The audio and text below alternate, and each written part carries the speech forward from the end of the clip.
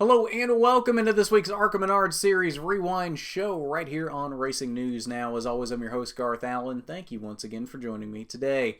If this is your first time catching a Racing News Now video, consider going down below to hit that subscribe button and ring the bell for notifications so you don't miss a thing going forward from RNN. On this ARCA Rewind show, we're looking back at the penultimate race of the 2019 season, the Herr's Potato Chips 200 from the Lucas Oil Raceway in Indianapolis. And this was a pretty crazy race. Honestly, this race kind of solidifies why I love IRP and why it is my personal favorite track. There was so much happening in this race. There were comers, there were goers. For a while, you thought Ty Gibbs had the race wrapped up, and then he didn't because a certain someone happened. And we'll get into that momentarily because that is, honestly, that was probably that was the weirdest thing that happened in this race. So first off, as always, we'll get into the caution flags for this race. There were 4 caution flags in this race. First one came at lap 52 as Bobby Gerhart spun on the backstretch. Single car spin there off of turn 2, lap 97. The second caution came as Dick Doheny spun in turn 2. Third caution of the night came for probably the most interesting incident maybe of the year. Definitely probably the most controversial incident of the year. Joe Graf Jr. on fresh tires marched his way through the field. I was very impressed, fresh tires or not, at the drive that Joe Graf was putting on coming through the field. He got up to second. Rain was coming. I will give him credit. Rain was coming. There was a little bit of urgency there, even though there was still, 40, 45 laps left at this point. Actually, more than that, because if the caution came out at lap 146, they still had just 60, 55, somewhere in there. Anyway, they still had a good number of laps left, but there was rain coming, so there was a bit of urgency there. And I have been one to really defend Joe Graf Jr. a lot. Throughout this season, throughout last season, when a lot of folks have dismissed him as just a reckless driver, and these are not my words, these are words that other people have used. Reckless driver, can't drive, certain nicknames people have given him. I've been one to defend him. I have given him the benefit of the doubt in a lot of situations, just chalked it up to hard racing, and sometimes maybe a little harder than it should have been, but I never really, I tried to look at things that happened with him as positively as possible. I can't do that on this one. This was probably the biggest bonehead move I've seen in a long time in racing. There was no call for it whatsoever. You're at least 0.2 of a second faster per lap, depending on the lap. It was at least 0.2 of a second faster each lap than Ty Gibbs. You were going to get around him very quickly, but he just goes down into turn 1. And it was very obvious that it was intentional. Just washes up straight into the track and tries to turn Ty Gibbs. Didn't quite get Ty turned, and Ty just kind of shoves up into the wall. And then Ty, I think kind of as retaliation, came back down the track and tried to do the same thing to Graf, but didn't quite get there in time before they got off the corner. And subsequently, a couple laps later, Gibbs ended up in the wall in turn 4, and that's what brought out the caution on lap 146. And again, I have really tried to defend Joe's driving, and I've really tried to be as positive as I can up to this point with things he has done. I can't do that. I don't see any way to put a positive spin on this. It was just a dumb move, and there was no call for it.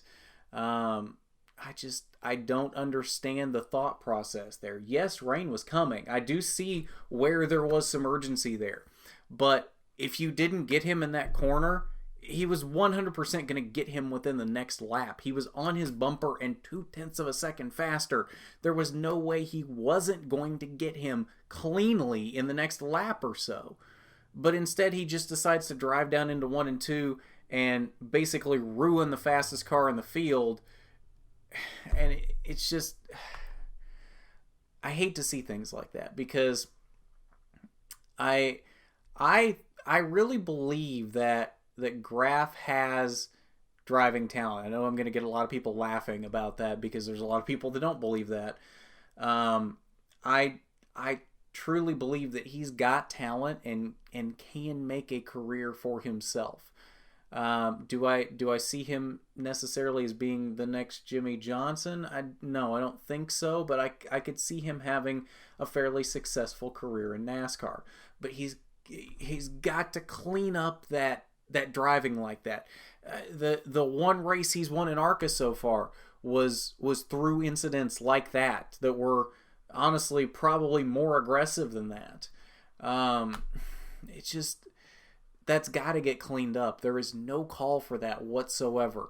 And that's about all I got to say for it, because I think at this point I'm kind of talking in circles. But it's just, I hate to see that, because again, there's just no call for it. Final caution of the night came at lap 162, and that is when the rain hit.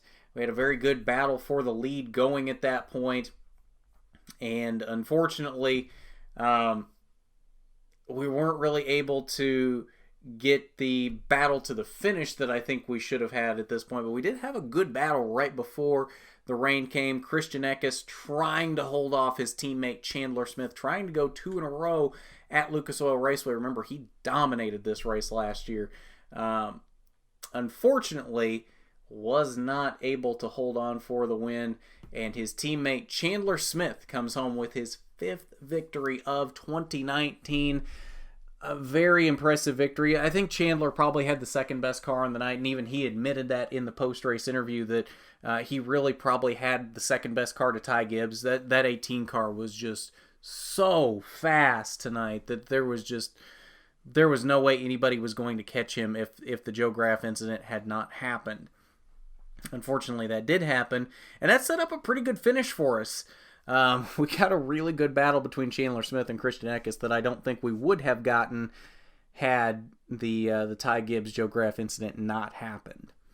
Sam Mayer came home with a strong third place finish. Honestly, with the speed he showed throughout the day-to-day in practice and qualifying, I didn't think he was really going to be able to do that well in this race, and somehow found the speed in this race. And at points, I thought he may have been the fastest car on the track, or at least comparable to Ty Gibbs and Chandler Smith, and ends up bringing it home in the 3rd position. Very solid run for him, your reigning K&N Pro Series East champion, the final K&N Pro Series East champion before it becomes the ARCA Menards Series East. Corey Heim, yet another top 5 finish, came home in the 4th position. Great run for him. And Haley Deegan with her first top 5 finish in ARCA. Fantastic run for her on the night. As high as 2nd at one point. She had a really good run going, and I think this is a brief peek into the future of what I think we can expect from her going forward. I know she's talked about wanting to run basically the entirety of ARCA next season. The full ARCA Menards Series schedule, the full showdown, the full ARCA East, and the full ARCA West.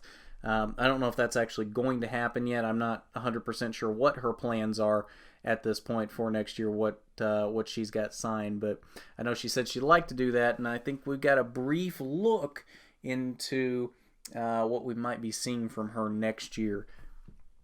Rest of your top 10, Michael Self, unfortunately, could only muster a 6th place finish at the end. Just a little off all night. Not the run I think he needed. Only coming in with a 5-point lead over Christian Eckes. Of course, obviously, with Eckes finishing in 2nd, that points gap has swung now, as we'll see when we get to the point standings. But Michael Self, I think you can tell here, if he only came in with a 5-point lead, he has lost the points lead, finishing in 6th when Christian finishes in 2nd. So we'll see exactly what the points gap here is momentarily when we get to those. Travis Braden came home in 7th, Brett Holmes in 8th, Carson Hocevar in 9th, and Joe Graf Jr. landed in the 10th position. Final page, or no, not final page, 11th through 20th. Bobby Gerhardt with a strong run down here in the 11th position. Good run for him. Ty Gibbs after his incident. They brought it behind the wall after that point, after he got into the wall. Just couldn't get the car repaired enough to get back out there. 15th for Ty Gibbs. Howie DiSavino running the 32 this week for Wintron. Had some mechanical issues throughout the mid portions of the race, and unfortunately ended up behind the wall at the end in 16th. Final page here, Daryl Basham in 21st, and Ben Peterson back here in the 22nd position. All right, so that is your results from the Herr's Potato Chips 200. Post-race interviews, as always, linked down below in the description. We got all of your top 5 finishers in this race. Chandler Smith, Christian Eckes, Corey Heim, Sam Mayer, and Haley Deegan. They are all linked down below in the description. Get their thoughts after the race. Great interviews with all of them. It's definitely something you'll want to check out. All of them gave some great thoughts and insight on this race. So let's take a look at the point standings following this race, as they have shaken up just a bit. Christian Eckes now, of course, does hold the points lead with that second place finish. 20 points up on his teammate Michael Self. 20 points is the gap heading into Kansas. There were points in this race where it actually looked like we might actually get a dead heat tie going into Kansas, which I was actually kind of hoping for, because that would have been a fantastic story. I know that's not exactly what Christian and Michael wanted. Michael probably would have taken that more than what we've got now at this point, but I thought that would have been a fantastic story going into this last race. We don't even have a playoff system. We've got the classic points format, and we still get a tie heading into the final race. I thought that would have been fantastic. Still a really good battle here. 20 points can easily shift in one race. Remember, Michael Self has won at Kansas just a couple of years ago, so he knows how to get around Kansas. Christian's got mile and a halfs down, I think, at this point. No, he has not run a race at Kansas yet, but he's done some mile and a halfs both on the ARCA side and on the truck side with KBM, so I think he'll be pretty safe there. But again, 20 points is not that much. That's only 4 positions on the track. And I believe, I'm not 100% sure on this, but I believe the tiebreaker, if a tie happens, if Michael Self finishes 4 spots ahead of Christian Eckes and they tie, I believe the tiebreaker would be number of wins, if I'm not mistaken, which, of course, would go to Michael Self, as he has 4 wins, whereas Christian Eckes has 3. So I'm pretty confident in saying that would be the tiebreaker if it comes down to that.